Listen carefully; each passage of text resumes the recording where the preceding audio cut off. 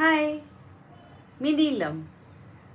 भाकरीसाठी चक्री हे सत्यकथेवर आधारित असणारे साधना झाडबुके यांच्या पुस्तकाच्या कथा आपण वाचत आहोतच. तर त्यातील मी पुढील कथा वाचत आहे, ईमेल.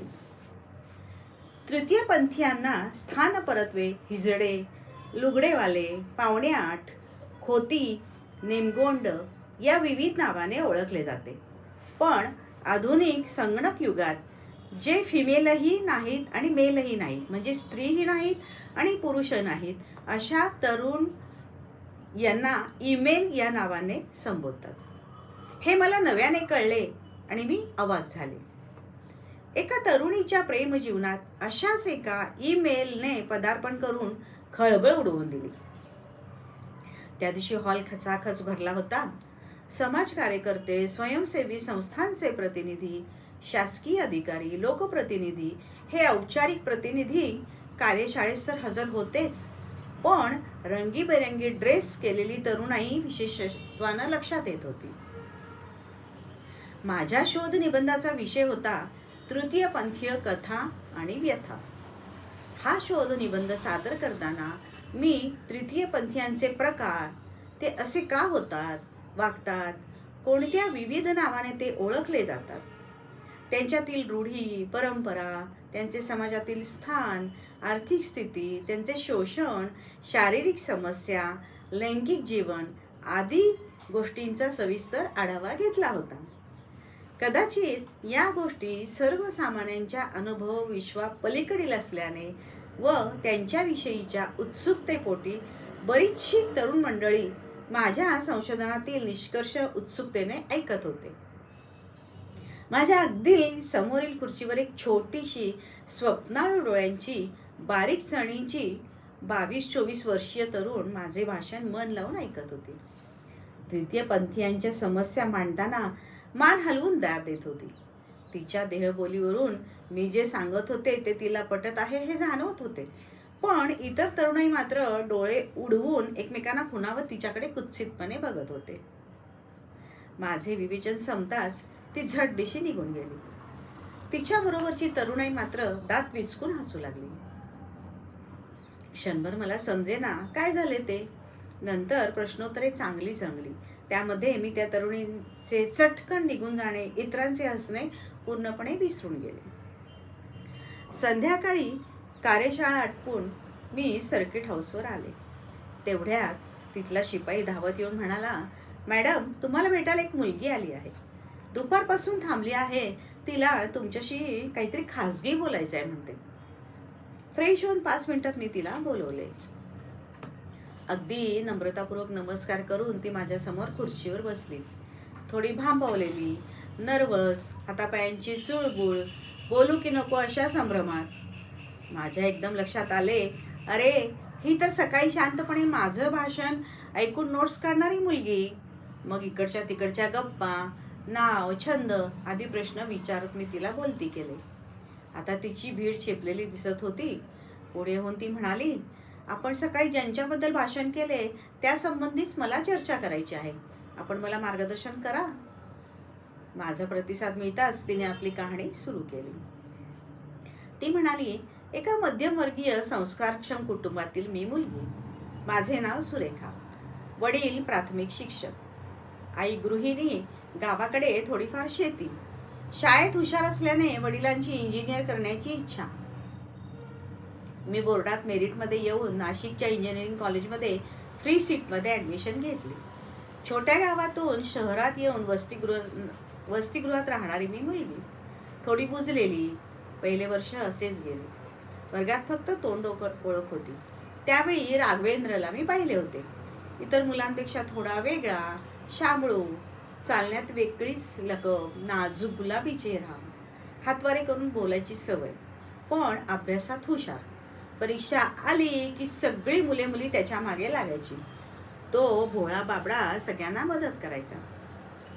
एरवी मात्र सर्व मुले त्याला चिडवायची, त्याची टवाळी करायची, त्याच्या अंगचटीला यायची. खेड्यातून शहरात शिकण्यास आलेली मुले त्याला खोती म्हणून हाक मारायची, तर मुंबईची मुले त्याला नटेश्वर म्हणायची. आम्ही मुली तो दिसला की ईमेल आला बघ, ईमेल आला बघ असे म्हणायचो. थोड्या दिवसांनी ईमेल नावानेच तो सर्वपरिचित झाला. कारण हल्लीच्या गुगल आणि इंटरनेटच्या जगात ईमेल शब्द अगदी फिट्ट बसला. इंजिनिअरिंगच्या दुसऱ्या वर्षी प्रॅक्टिकल्सच्या निमित्तानं आमची चांगली ओळख झाली. आम्ही दोघे मिळून अभ्यास करू लागलो. तो सतत मुलींमध्ये वावरायला लागला. आम्ही खेड्यातून आलेल्या मुलींना त्याच्याबरोबर वावरणे थोडे सुरक्षित वाटू लागले. तो स्थानिक असल्याने अनेक बाबतीत आम्ही त्याच्यावर अवलंबून राहू लागलो.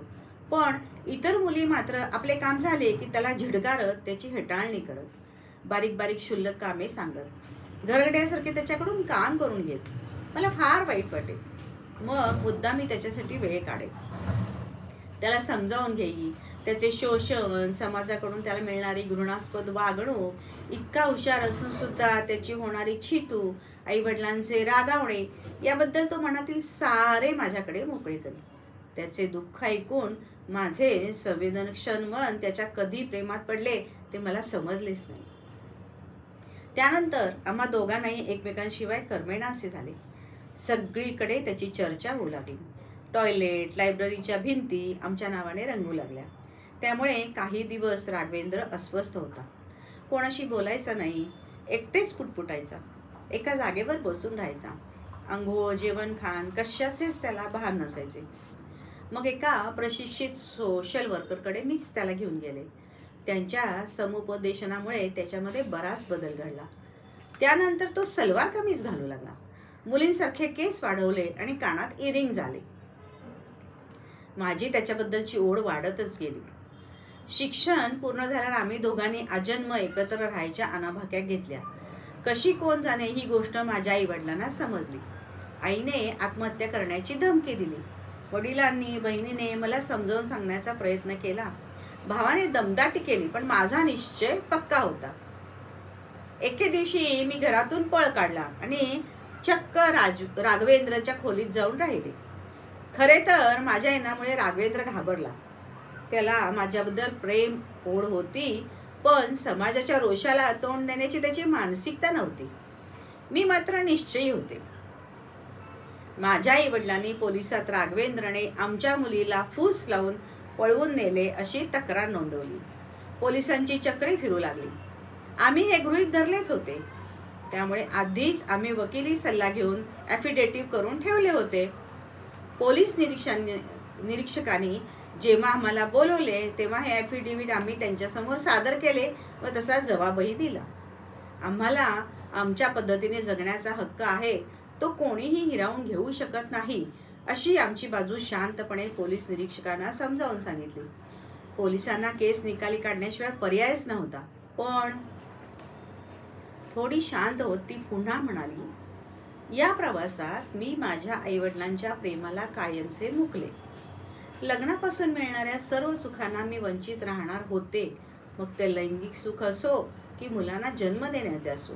पण राघवेंद्रला जरी कायद्याने मूल दत्तक घेता येत नसले तरी मी घेऊ शकते, माझे नाव लावू शकते, माझी मातृत्वाची आस भागवू शकते.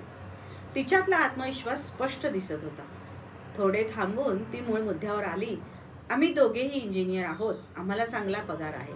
भविष्यात एखादा ट्रस्ट स्थापून ईमेलच्या पुनर्वसनाचे काम मला करायचे आहे. त्यासाठी मला आपले मार्गदर्शन पाहिजे आहे, म्हणूनच मी आपल्याकडे आले आहे.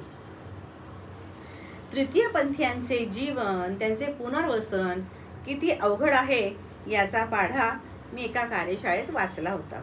पण एखाद्या सुशिक्षित मुलीने तृतीयपंथीयांचे पुनर्वसन करणे, कम्प्युटरच्या, इंटरनेटच्या जगात जो पूर्णतः फिमेलही नाही व मेलही नाही त्याला ईमेल म्हणणे, त्याच्याबरोबर राहण्याचा करार करणे, हे कधी सत्यात उतरेल असे स्वप्नात देखील मला वाटले नव्हते.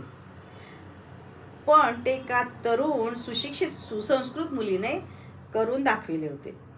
या संबंधी काय प्रतिक्रिया व्यक्त करावी हेच मला समजत नव्हते. माझ्याकडून तिच्या कार्यास संपूर्ण सहकार्य मिळेल अशी ग्वाही मी तिला दिली. हे दैनिक लोकमतमध्ये दिनांक 22 मे 2005 रोजीही आलेली अशी सुंदर सत्यकथा आपणास भावली असेलच. आपण आणखी एका नवीन गोष्टीसह पुढच्या व्हिडिओमध्ये भेटूया. धन्यवाद.